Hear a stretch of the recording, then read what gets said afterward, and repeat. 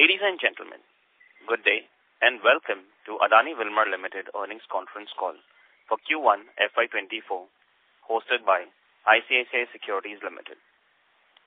As a reminder, all participant lines will be in the listen-only mode and there will be an opportunity for you to ask questions after the presentation concludes.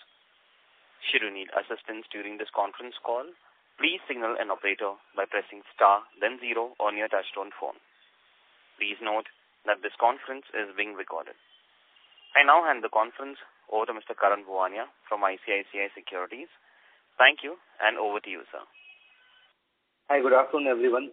It's our pleasure at ISEC to host Q1 FY24 results conference call of Adani Wilmar. The management is today represented by Mr. Anshu Malik, who is the Chief Executive Officer and Managing Director, Mr. Shrikant Kanhare, Chief Financial Officer, and Mr. Saumin Seth, Chief Operating Officer. I now hand the call over to the management for their opening remarks, post that which we can open for Q&A session. Over to you, sir. Thank you. Yeah, hi. Thank you very much. Very good afternoon to everyone who has joined this call. Thank you very much.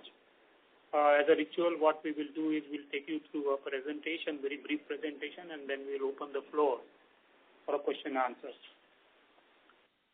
Moving on to the presentation, we'll just talk about the macro context for the quarter. So there are multiple headwinds during the FY23 which continued in the quarter 1/24 also. Ukraine war refuses to die down and there are a lot of events which keep happening in and around this issue, which impacts the edible oil prices going up and down. US inflation continues to play the role in entire volatility stuff. It's still sitting at 4%, much above the US Fed target of 2%, and therefore the hiking cycle which began last year continues. TRQ quota finally now we have been done with, but however, as far as the quarter 1 is concerned, TRQ quota was there. June 23 was the end date for the TRQ quota, so hopefully from the next quarter we will not have issue on the TRQ quota stuff. There was a drought in Argentina where the soybean crop practically reduced by 50% from as high as 55 million to close to 25 million.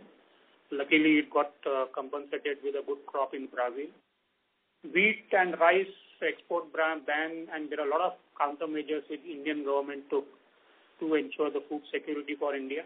These all events have got some or other impact on the profitability of Adani Wilmar. Edible oil prices, as I said, continues to decline as high as $2,000 a ton in April to now trending below $1,000, which is quite a significant drop. In the quarter also, it kept coming down every other event, and which has got some or other impact on the profitability. On the business update, we have been working very hard on distribution front. Our direct reach outlets are now more than 6 lakh outlets. Rural coverage towns, which we are closely working on, is now close to 22,000 towns, which we have covered.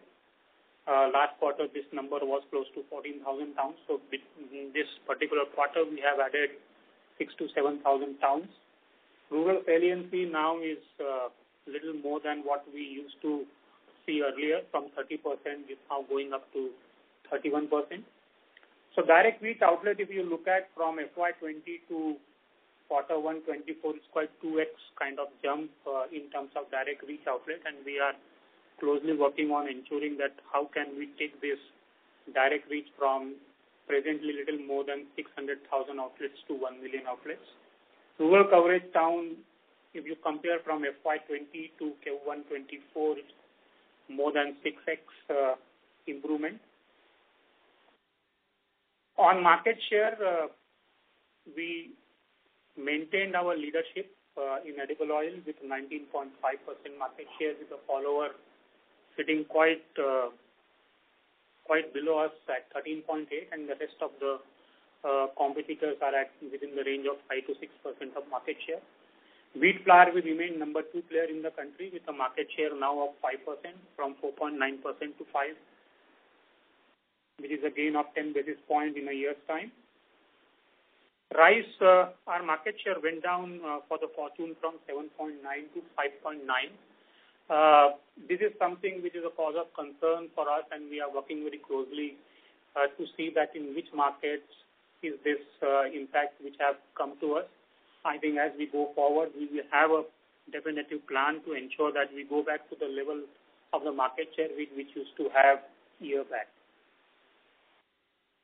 There are some new products which we launched in this quarter. We are the first company, national company rather, I would say, to launch whole wheat under the Fortune brand. We launched four varieties of wheat, whole wheat in the Fortune brand, and the numbers are quite encouraging for us. The response which we have got from the consumers is quite good, and we hope that we will grow this basket to a respectable level by the time we speak to you next year. As we said, the Horeca focus continues, and we have launched a product called Ozale, which is a cleaning agent, which can be used by the restaurant and hotels for cleaning their linens and cleaning their floor and utensils. I think this product has also been received very well by the consumer. Our D2C focus remains. Fortune Mart is now present. We have presence in 26 cities with 33 outlets, more than 2,300 of average order value, which is quite encouraging. Sales is also growing steadily from Q1 22 to Q1 24, 10x kind of growth, which we have been able to register in Fortune Mart. Similarly, when we talk about the Fortune Online, which is an online D2C initiative, we are there right now in 25 cities with 64,000 plus downloads, 38,600 plus orders in FY23, and average order value of more than 1,000. And this also within a year's time, we have been able to showcase a growth of 15x. Supply chain updates. Now we are continue to present at 90 depots with more than 2 million square feet of depot storage under our company. Now we are basically moving slowly to the multimodal kind of dispatch situation where more than 18% of our dispatches are through a multimodal logistic in terms of railway, which is also something which we are driving as a ESG initiative. Direct dispatches are quite encouraging. 57% of our dispatches are now directly to the consumer instead of going into the depot. And we have been driving that how can we increase the CNG portfolio in terms of our dispatches. So we have now close to 5% of our dispatches which are through a green fuel, that is CNG.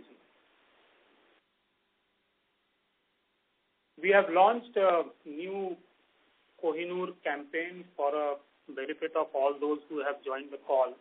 We will play this new campaign. Or in fact, when we upload this, it can be played by you all offline. We'll skip this for the moment. On the market activities, our soybean campaign and all the campaigns continues, including sunflower oil campaign. We continue our digital marketing for Fortune Atta as well as for the mustard oil campaign. We have a targeted activities for rice bran, oil and various activities across the India depending upon the regional preferences. On the ESG, we continue to focus on our ESG initiatives. We have now all major 9 plants have got a zero liquid discharge. On a green energy, successfully we have implemented solar power in our 8 plants out of 23 plants. And our palm oil traceability continues to be more than 90%, which is traceable till mill for the quarter. And as far as the recyclable packaging is concerned, we continue to have more than 98% of our packing material as a recyclable. Update on IPO, projects are running on time. Whatever we had envisaged in our prospectus, which was filed at the time of IPO, we are running all the projects as per the schedule. All projects should get delivered by end of FY24 and FY25, and that's where these projects will start contributing to the top line and bottom line of the company.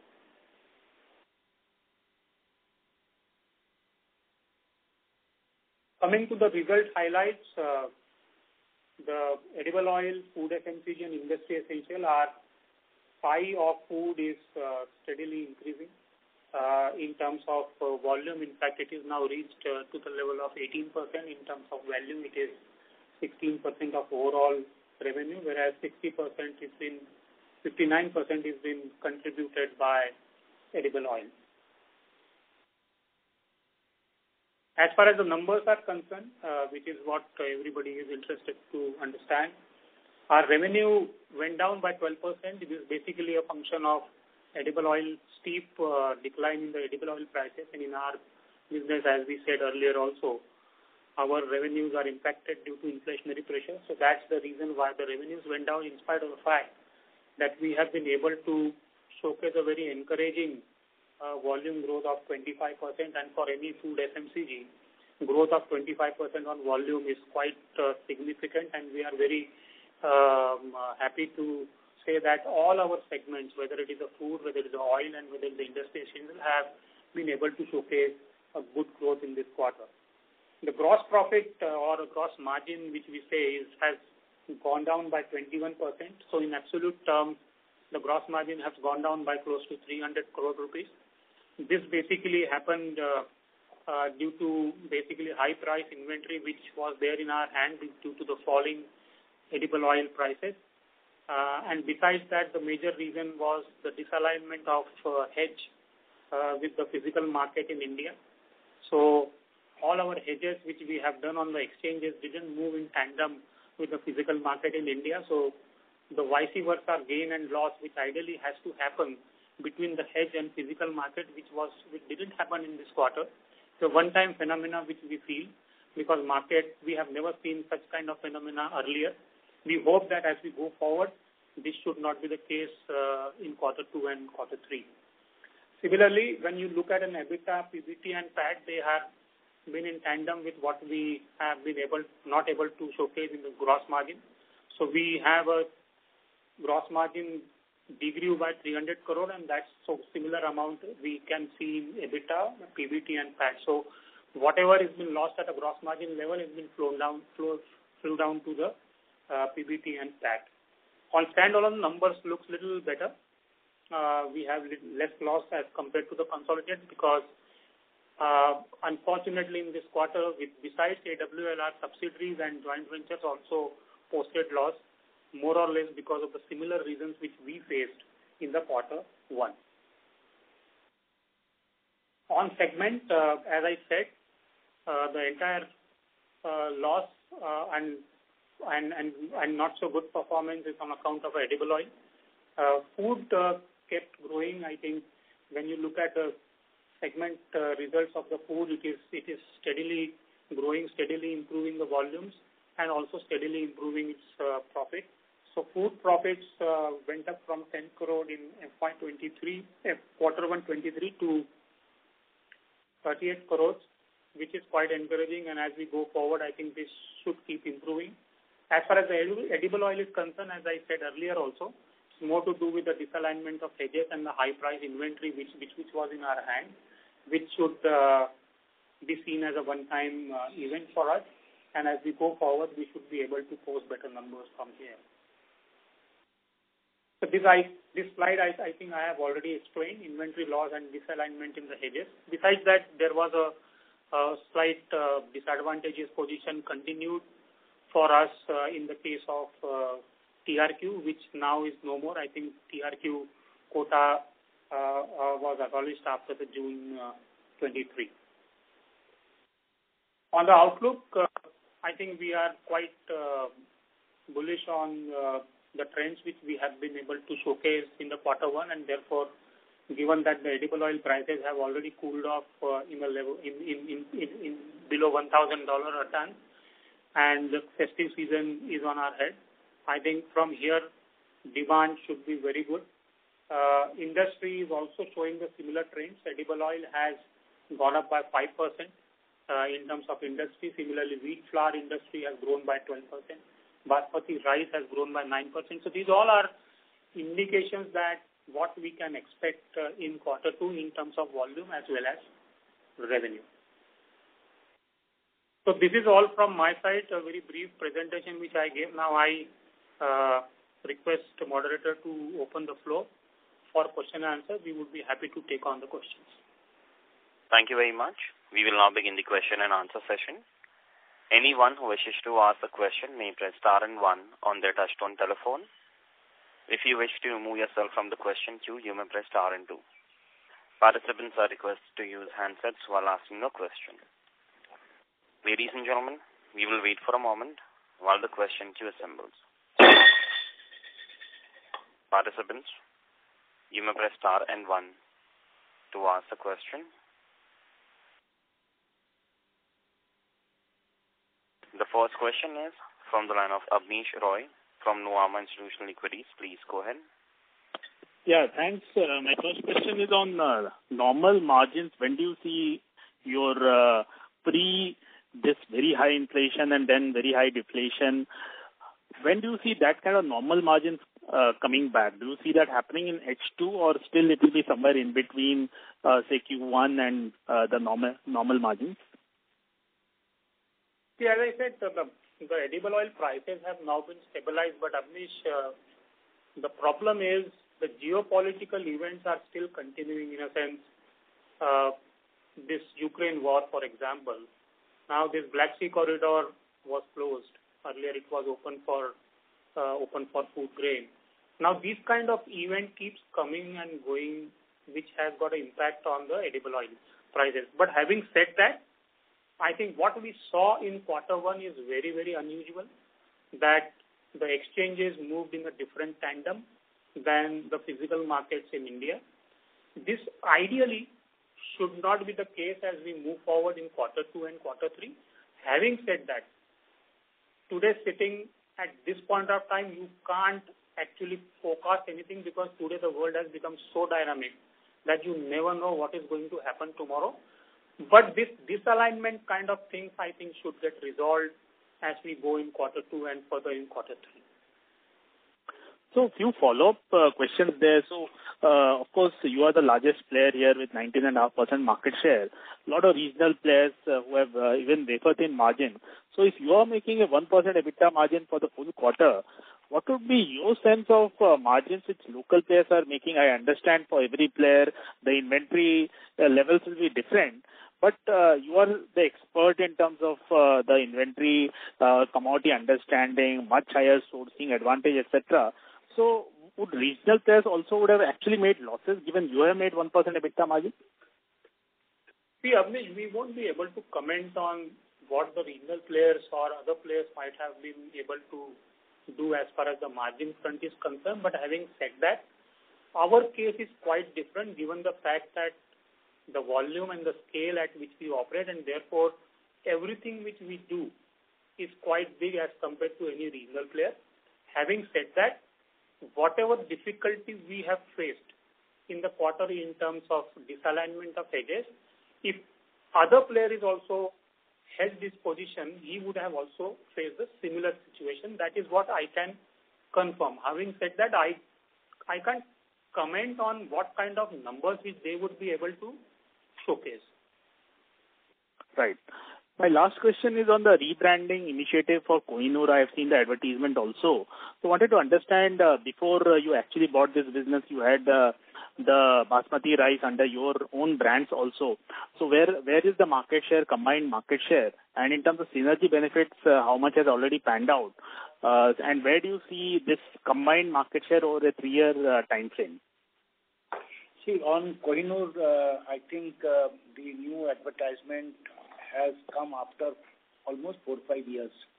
McCormick was not advertising in the last 3 years, and after we took over last year, we felt that we need to come with a new media break. Now, both Fortune and Kohinoor has their own strengths and own synergies. Strength is, one, Kohinoor is a very strong Horeca brand. It has always been a very strong Horeca brand, and Trophy Royal, Kohinoor Trophy Royal has been one of the most preferred basmati rice for the Indian chef. So we have started getting back that share because these type of businesses generally go either annual contract or something, but we have started doing it. After that, Kohinoor, we have used two ways. One, with Kohinoor brand, we also got there almost 125 odd distributors who were working for McCormick that time. Everybody joined us and we started Kohinoor with them. But then our strengths are that we have such large edible oil distributors in the rural market, which we have leveraged them, and almost today more than 1,500 distributors of our edible oil is also handling Kohinoor at a smaller town level. So that is giving us a reach, and that is why today Kohinoor has reached more than 55,000 outlets. This quarter end, the market share has gone up to 3.7%, Kohinoor alone. So to that extent, I think the brand will continue to garner more and more strength, and after the advertisement, I am sure everything will be much better. Third is that Fortune has its own distribution, and distributors who are handling Fortune brand basmati rice in the major towns, and Kohinoor has its own distributors. But below 1 lakh population towns, we have common distribution so that we can use the strengths of these distributors, and that is where we have combined both Fortune and Kohinoor. So we have used our strengths wherever it is required, and wherever we don't want to bite into each other's market share, we have created separate distribution. Put together, I think next 2-3 years you will find surely double digit is surely a thing that we are confident that we will reach more than that. But a strong double digit is what we are looking at Kohinoor and Fortune put together. So one last follow-up there in terms of positioning, in terms of region, and in terms of giving brand support to both Kohinoor and Adani in Basmati. What will be your strategy medium long term? I'm not asking for near term. Will you see how is the response to the new branding activity on Kohinoor market share? Will that be something you will consider, or you are already formalized what will be the strategy in terms of brand support to both? See, historically, Kohinoor has been very strong in South and West. Say, for example, Gujarat, surely one of the largest selling basmati rice brands. So, West and South, we will continue to push and garner more and more share. Fortune is more strong in East and North. So, we will see how we can use each other's strength and get the market. Sure, that's all from me. Thank you. Thank you. Participants, you may press star and 1 to ask the question. Next question is from the line of Karan from ICICI Securities. Please go ahead.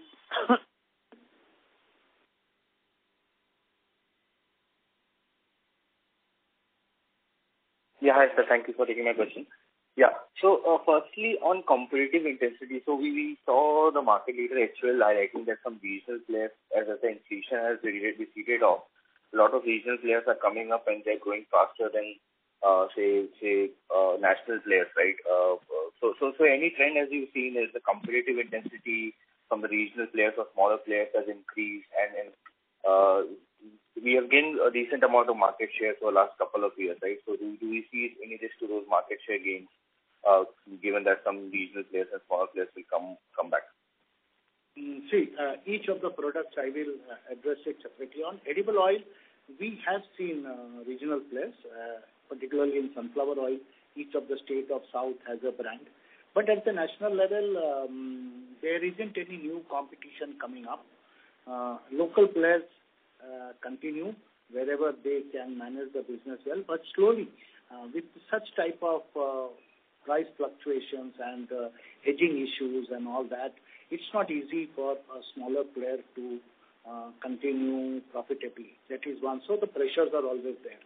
As far as wheat is concerned, I would say nationally there are only 2 brands apart from ITC. We are there, and regional brands are there, and in wheat flour we see that happening.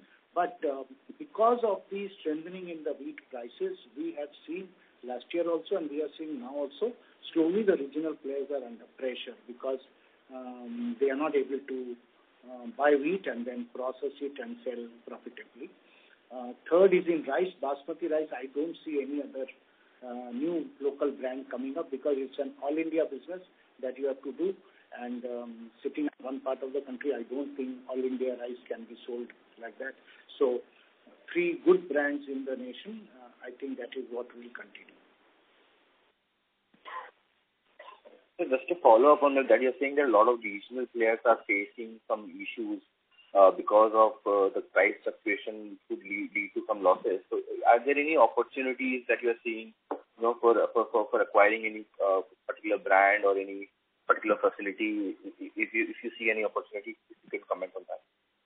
See, this is a very continuous affair to look at competition, evaluate them and see the assets. But honestly speaking, we aren't interested in acquiring any brand because we have Fortune as a brand. We have Kings as a brand. Kings is now the 3rd largest soybean brand in the country. And then we have Aadhaar. We have Jubilee Bakery Shortening, and we have 2nd largest palm oil brand, that is Rag Gold. So when we have such strong brands, there is no point in having another brand and then maintaining it. We are interested in assets and we look at it.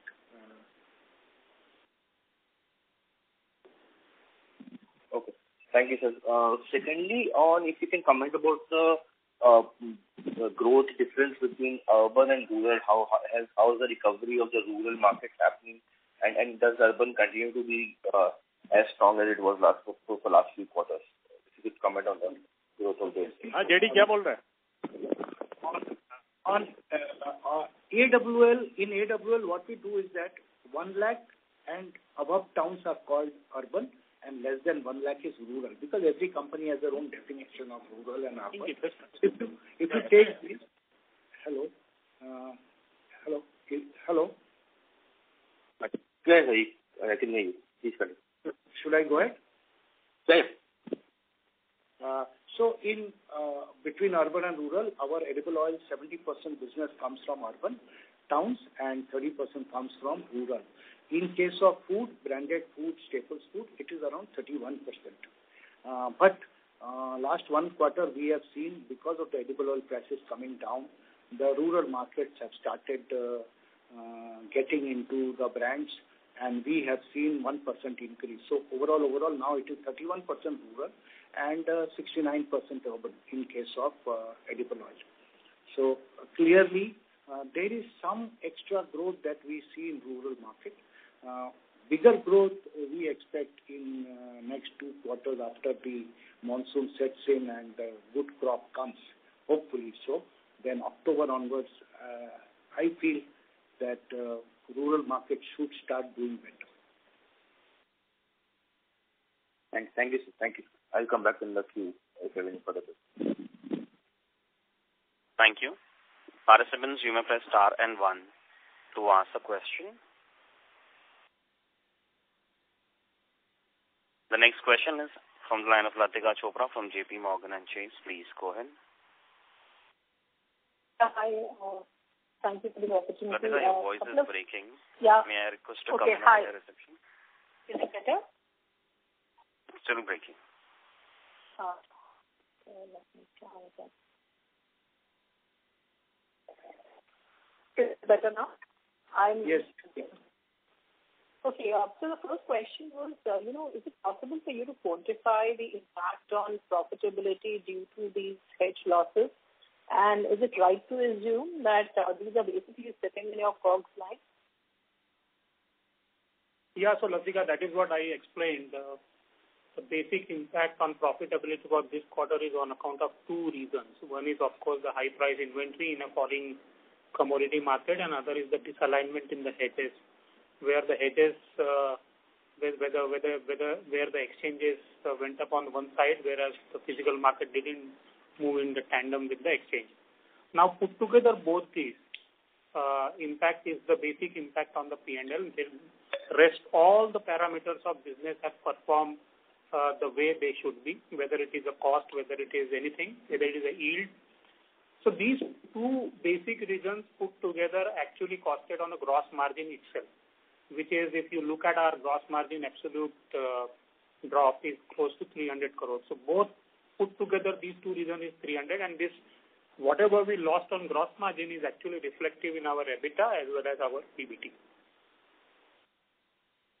All right. The second question was on your, volume growth expectations for edible oil and food business for FY24.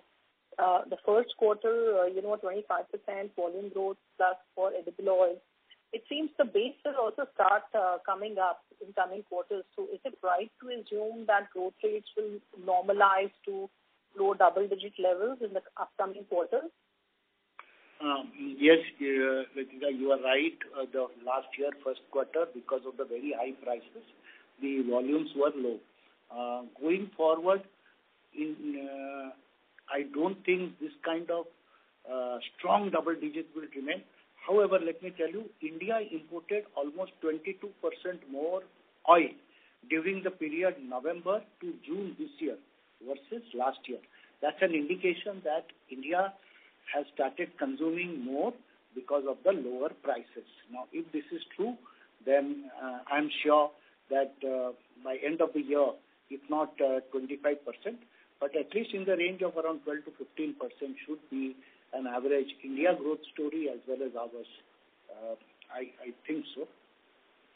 Sure. And, food, I noticed, last year it was I think a 35% plus volume growth year for you. And I saw you talking about, some share losses in rice in the quarter. And for this quarter, the volume growth was, I think, 20-21%. So do you think this will accelerate in the coming quarters? And also, if you can talk about any new capacities that are coming up through rest of FY24 and even FY25, which could help you to, push up the volumes of the food business. And, of course, any interesting thoughts on the rice portfolio, what really led to the drop? Is it a temporary one? Is it caused by, localized regional competition? Is it very geography specific? Any color on all of this should be good. Thank you. See, this quarter we have grown at 21% over last year, same quarter, but the major loss was in the export of non-basmati rice that we did last year, April, May, June, and which was very good because we had a lot of exports to China. Now, we couldn't do that because of the broken basmati not allowed, non-basmati not allowed, plus white rice also with 20% duty it reduced. Now, obviously, it is banned. This year, now onwards, till FY25, we have Gohana plant coming up, which will add 600-ton daily capacity, that is paddy to rice. So 15,000 tons paddy per month we will do. Plus we have around 10,000 tons of rice to rice line we are putting. That will be ready by next year, not this October, but surely October, November 24. That is what we are targeting. Apart from that, in Gohana we are putting a 200-ton chakki atta mill along with 300 tons of flour mill, so that 500 tons per day will also come up around early 25. And we are also planning one or two more places. So I think overall the food, our own captive infra is increasing. Plus, as you know, we also take on tolling some units where we run the unit, and that is what we are doing for continuing with the expansion plan. So overall, we are confident of continuing with the expansion. Yes, little setback on the rice that will make up through our wheat flour business. So you think this 21% in Q1 should improve in the coming quarter? Yes. Surely. Okay. Sure. Okay. And, the third thing I wanted to check on, I understand edible oil prices are fairly volatile, always difficult to call out. But as you stand today, if you look at the realizations that you did for edible oils in Q1, do you think that's the bottom, or you think it could further come down in Q2? See, Latika, I think, as I said in answering earlier question from the Anish also, that I think prices have stabilized now. Having said that, plus minus because of any geopolitical event will keep happening, but the levels of $800, $850, and $900 a ton is something even before the pre-COVID levels. So I think this should continue the way today we are, unless something major happens. Like, for example, I'll just give you the recent event which has happened, which is a Black Sea corridor closure. Now, the Ukraine has also issued a warning to Russia saying that if you don't allow our cargo to go out from this Black Sea corridor, we will also not allow your food grain to move out of the sea. And now, because of that, what happens is the sunflower oil prices little bit corrected upward. Now, if these kind of events keep happening, there might be some impact and bullishness in the edible oil prices, but certainly these will not cross the way which we have seen last year, and we should continue to look at the realizations which we are sitting on today. Understood. And the last question was, you connect with a lot of people on the ground. Definitely we are seeing very erratic weather patterns.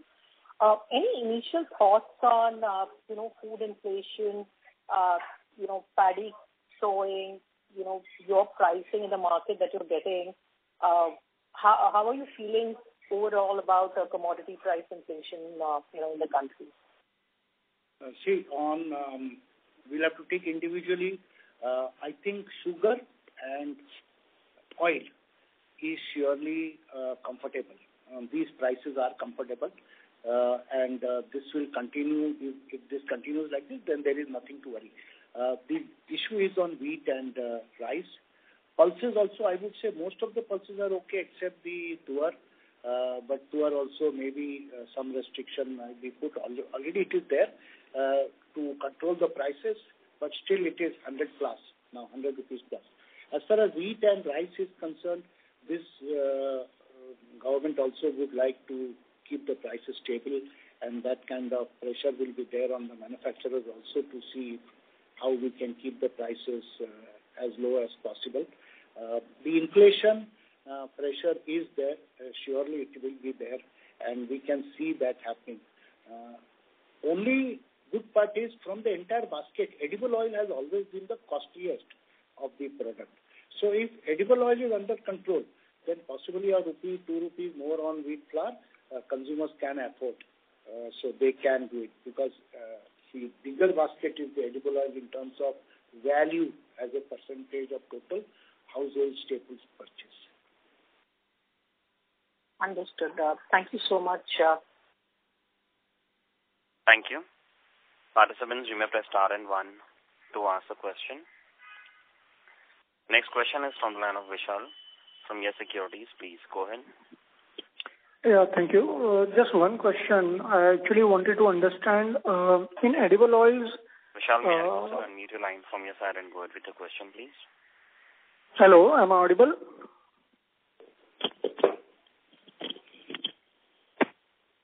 Audible? Vishal, can you hear us? Hello. Yes, you're audible. Yeah. Just one question from my side. In edible oils, wanted your view on how consumers have responded to sharp correction in MRPs.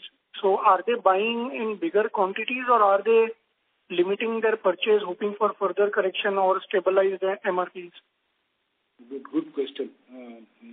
This is, we are seeing increased purchase of 5 liter and 15 liter. Normally 5 liter is a barometer where when consumers buy 5 liter means their comfort levels have come back. We are seeing now that share is increasing. In between last year, if you ask me, pouch share was more, but now the rigid pack 5 liter and 15 is increasing, indicating that these prices are now at comfortable levels. Okay, so because this quarter would have been a second quarter or it's been already 3-4 months of stabilized prices at MRP levels. So would that have benefited this particular quarter in terms of higher volumes? As you have mentioned that 5-liter packs have gone up sharply. So yes. Would there be any benefit in this quarter from that front? I think consumers have seen the MRP coming off, prices coming off, so that has increased their consumption. Otherwise, 25% increase in branded packed edible oil for the largest player is an indication that consumers are consuming higher quantity. That is one. Two, reduced MRP is giving them the benefit. And going forward, if these type of MRPs continue, then surely this festival season, the consumption is going to be much better than last year. So just to give you one more data point for your consumption, while the company recorded a volume growth of 25%, the brands recorded a growth of 39%. So that itself is what the question which you are asking is consumers are buying, and that's the reason why the brand portfolio grew by 39%, while overall company grew by 25%. Understood. Thank you.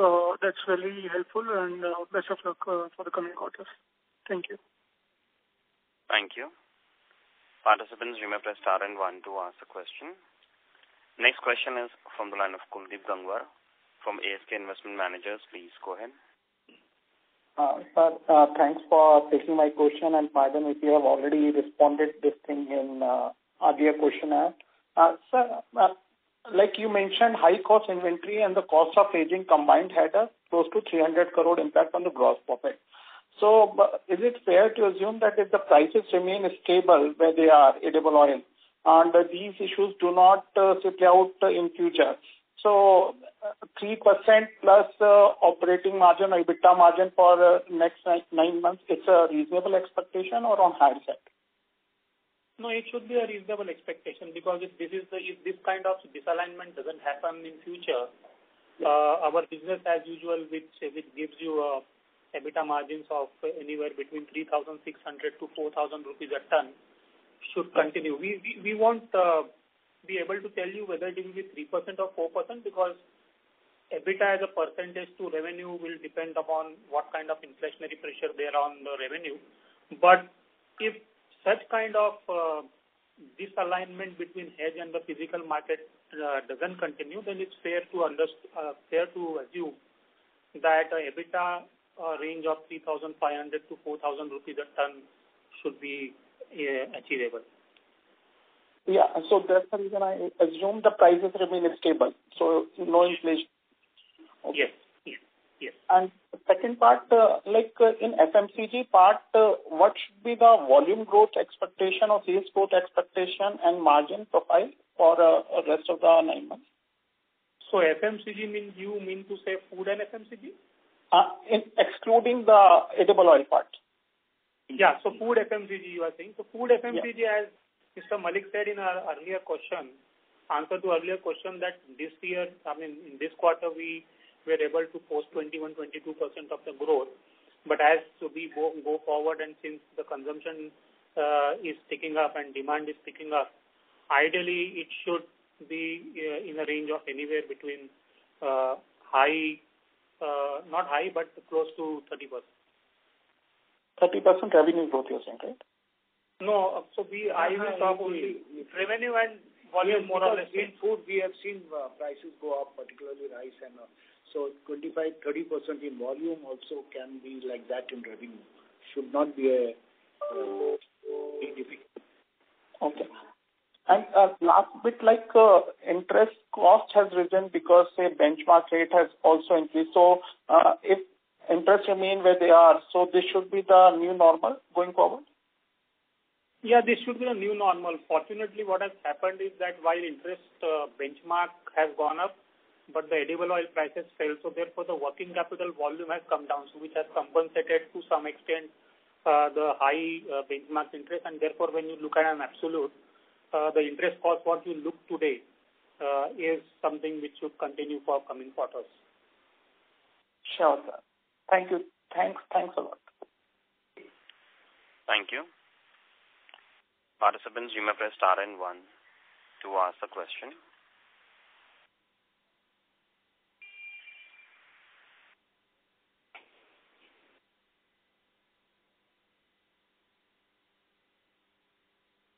Ladies and gentlemen, you may press star and 1 to ask a question.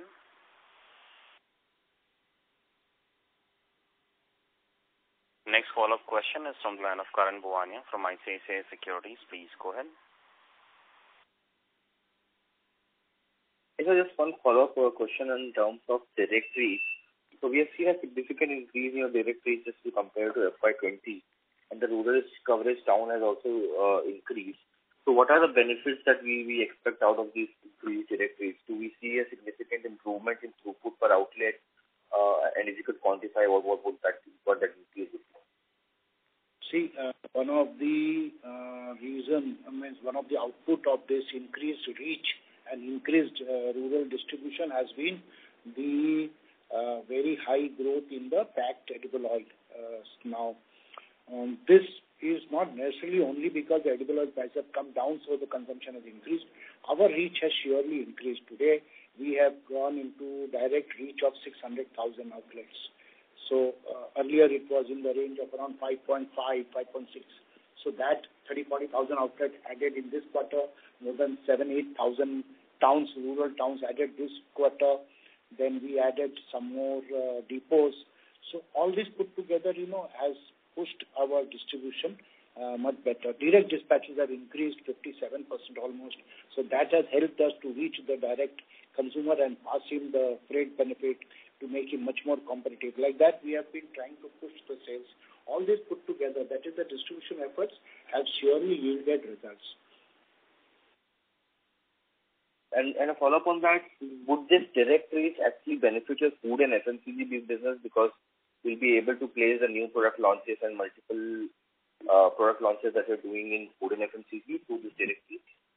Yes, you are very right, because when you are reaching directly, then we have an option to push all the products, and 1 lakh and below, all our distributors are common. So it gives them a lot of strength when they go to the outlet to sell either sugar or dal or rice or besan or atta, whatever it is. So he has multiple products.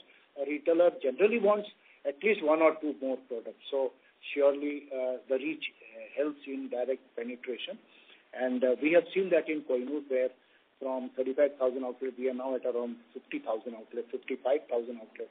So that has helped us to increase our penetration and reach. And what would be your plans to increase this direct reach to what level? From 600,000 outlets to what is the plan for next year or say next couple of years? 3 years target is 1 million.